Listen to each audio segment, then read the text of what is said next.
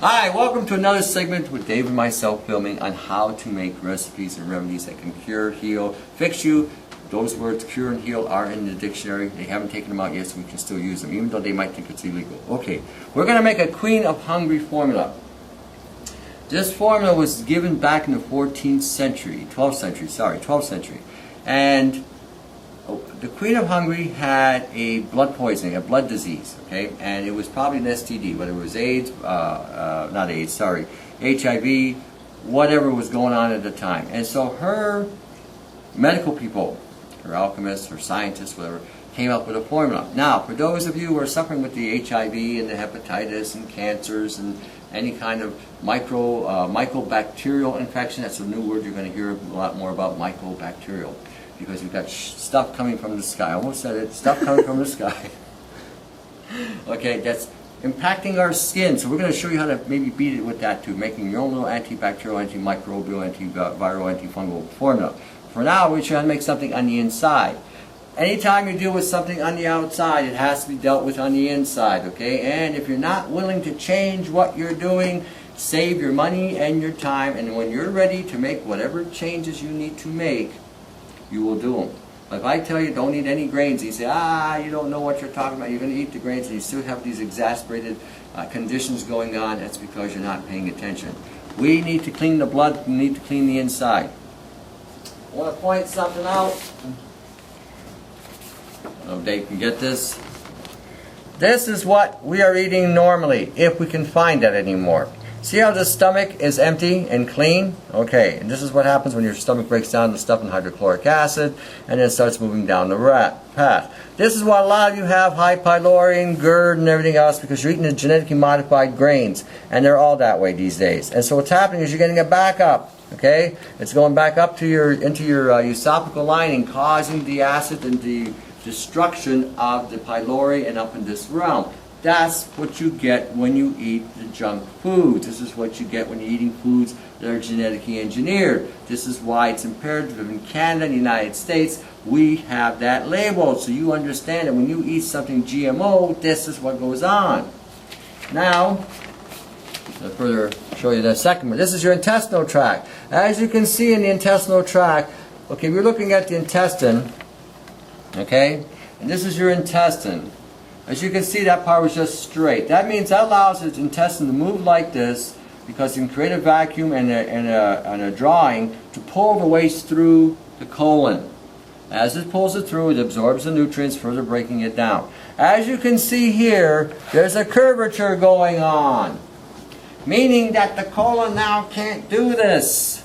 Okay, it's trying to force and squeeze, and it can't, because you put that bloody soy on it, which cements the colon. And then you're eating all these grains which ferment and produce alcohol, which break down the colon. And then what doesn't break down is scraping and tearing the colon, because genetically this is not designed for our bodies.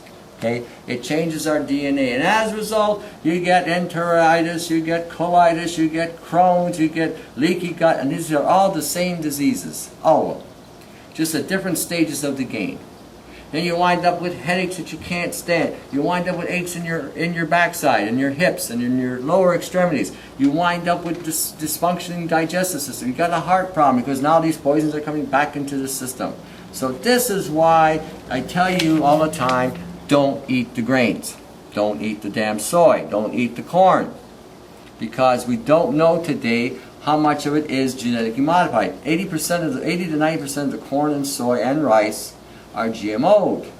And then they mix it with the non-GMO, and then you're told, oh, this is non-GMO. And there's always ways around the regulations to cut a cost, and you're the cost. You're the expense, at your expense. So this is why I'm showing you this, and this is why we're going to do this today, okay? Because a lot of you have blood poisoning. So if people have, obviously, damaged intestinal tracts and things like this, is it reparable after the fact? Oh yeah, you can fix it. But the way it's got to be fixed is first you've got to quit putting it in. Okay, let's take a look at this shelf here, okay? This is your colon, filled with manure, fecal matter, poop, shit, whatever way you want to call it, okay? Now, you've got all this genetically crap floating around in there causing this paste. Now you're eliminating that. So now what happens is after, say, 10 days, you get a void here or a gap. all of a sudden the colon now is not inflamed anymore. Now we put stuff in there to repair the colon. Colostrum, MSM, applesauce, onions, okay, cottage cheese, anything that has high levels of glutamine in it, anything that has high levels of quercetin in it, will regenerate the colon. Buying a quercetin supplement, buying a garlic supplement, buying an onion supplement will help regenerate the colon. Okay? But it's at a cost of eliminating the grains, the things that are causing the problems. Everyone's talking about superfoods, and we're going to eat the superfoods because we're going to have a red S on our chest and blue underwear, and we're going to leap to tall buildings and bullets will bounce off you. That's a lot of bullshit, most of it. Because if those superfoods have to do with grains, those grains will exacerbate what you already have going on. Because a lot of this stuff sticks like glue to your colon and it doesn't leave. Then you hear about some new grain like chia seed and whatever, and then you eat it without grinding it down, and that mucus in the grain releases, further cluttering the colon. Okay? So when you go on a fast, for instance, whether it's a juice fast, a vegetable fast, a water fast, it allows the insides to rest and it allows the insides to feed on itself. Now we have to deal with the blood, because all this damage is leaked back into the bloodstream. So the liver, the spleen, the kidneys, you know, the blood, all that stuff that filters out your blood, your heart, is now being attacked by these very poisons. And okay, and if there's any microbial stuff going on in there, any parasitical stuff going on in there, any fungal, bacterial, we got to get rid of that. And if it's in the blood, since life is in the blood, this is the first place these things are going to feed on, your blood and your fat. So we have to get rid of this. So, what we're going to do, we're going to make Queen of Hungary formula. It's a very good intro, by the way, Tony. Yeah. Now what we need is we're going to get some wine. Dun, ta-da! God's lifeline is divine. Right here, wine. So here we go. See, we pour that in there. Pour the whole thing in there. And this is a Shiraz. This is my favorite. So, what I'm doing for theater is unbelievable these days. I'm just wine. Anyway. All right. So, we're going to add, what we're going to do now, again, I don't want you splitting hairs on this. I don't want you thinking this is rocket science. You can tweak this any way you like. But what we're going to do is we're going to put things in equal portions. The only thing we're not going to put in equal portions are your cinnamon and your clove because they're extremely strong. So you may want to use a tablespoon or a tablespoon and a half of that, of each, or a strip or two of the bark. Okay, so what we're doing is we're adding summer savory, okay? Say 1/4 cup to 1/2 cup. So throw it in there. Boom. Okay, turn on your burner. Let it get going. Okay, here's your clove. So again, don't need much. Say about a tablespoon, give or take. All right, where's the cinnamon? Okay, my magic knife is out again. This is real cinnamon bark. That's cinnamon. This will put hair in your chest and make a man out of you. That's how strong this stuff is. Okay, I scrape it off a bit.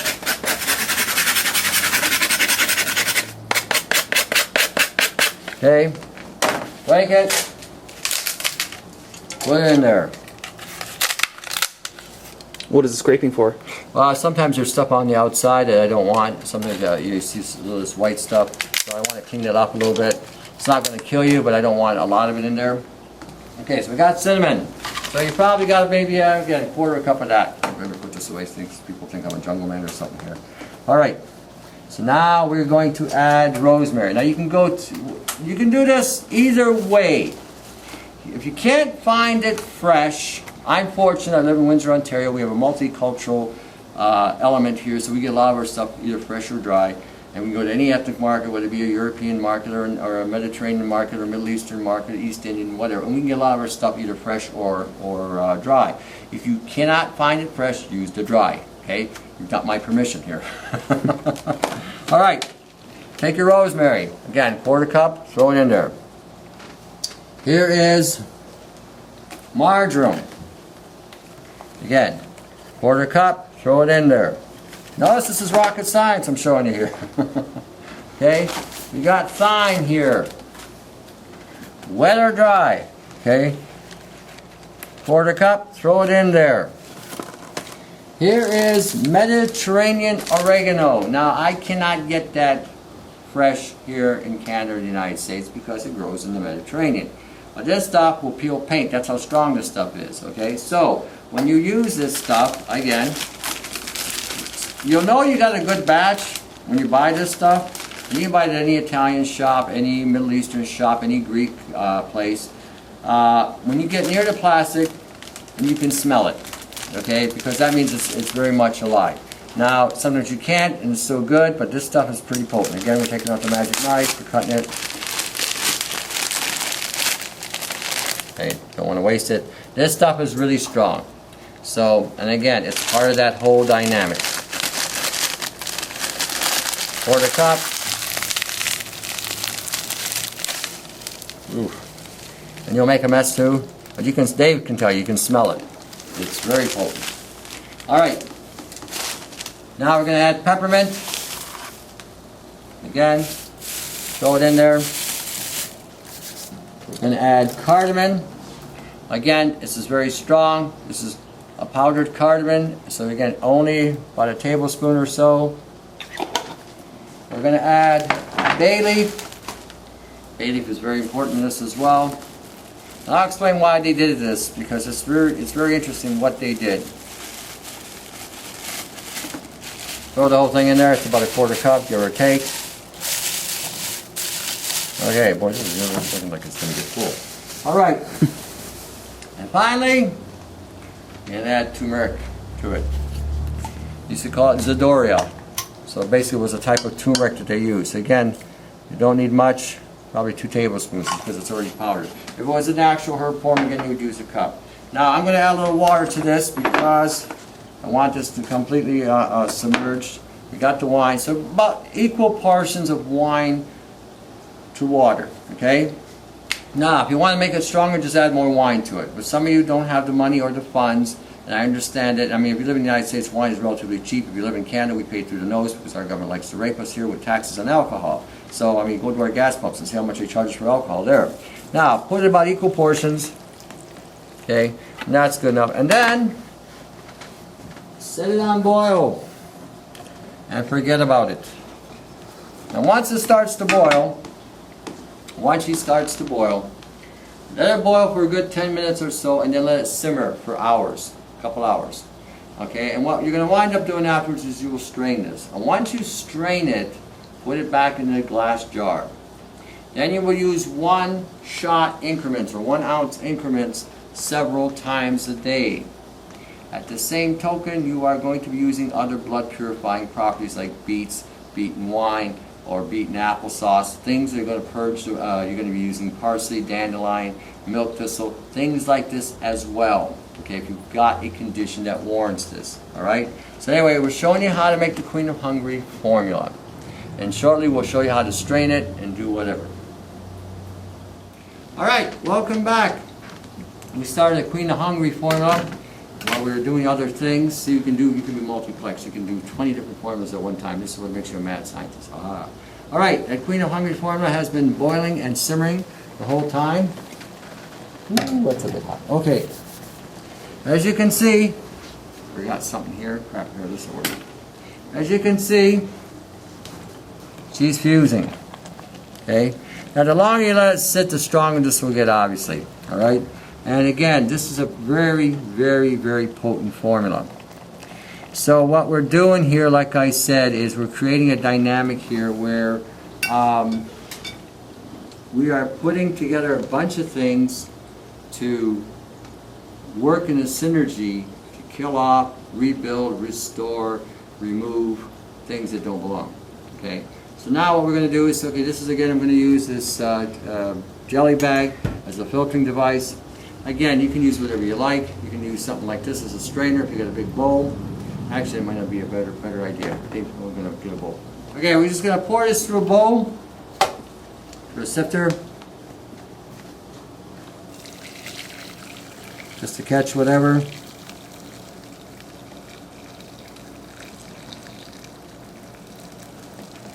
Okay. Now,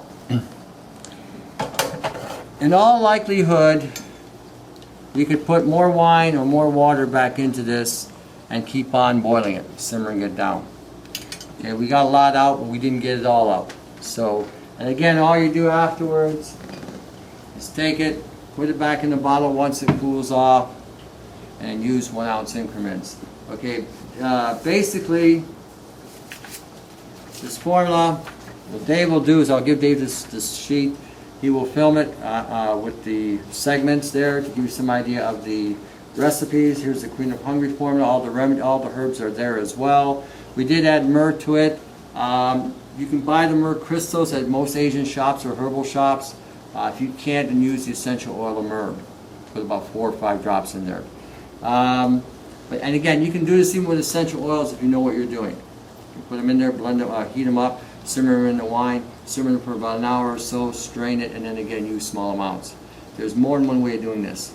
Okay, so again, but this is something that you can use again to fight off infections. We are being hit with a lot of pathogenic infections, and it's going to take a synergistic combination of things today in today's time to defeat these things, whether they be fungal, bacterial, viral, mycobacterial. I'm trying to get this into these videos. Mycobacterial. Okay. MYCO. MYCO. Mycobacterial. Okay. You are being infected with these things, and so they're showing up through skin, they're showing up through aches and pains, they're showing up through digestion. Whatever you're genetically predisposed to being weak in is where this is going to hit you. So you need to fortify your system from within. Okay? And this is one remedy here that can help. Okay? Always remember, if you're a certain age, once you're past 40, enzymes are number one. I don't care what anybody sells you in the market. I don't care what theory or ideas they got, whether it's this diet, this supplement, this kindness, what enzymes. You don't have enzymes, nothing works. You have low level of enzymes, nothing works. If you've got a compromised colon, compromised stomach, nothing will work until you clear that out.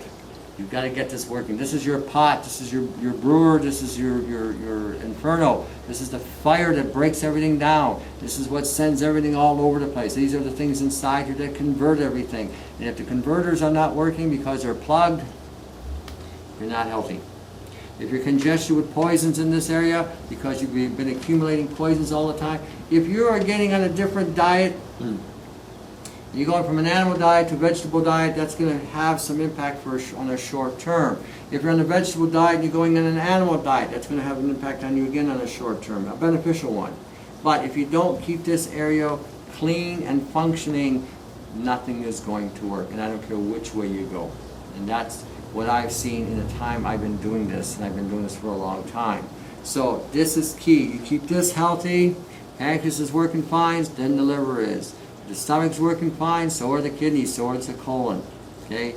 All the probiotics in the world will not be worth a hill of beans if you don't stop adding poisons to the colon. All right. Until the next segment, to your health.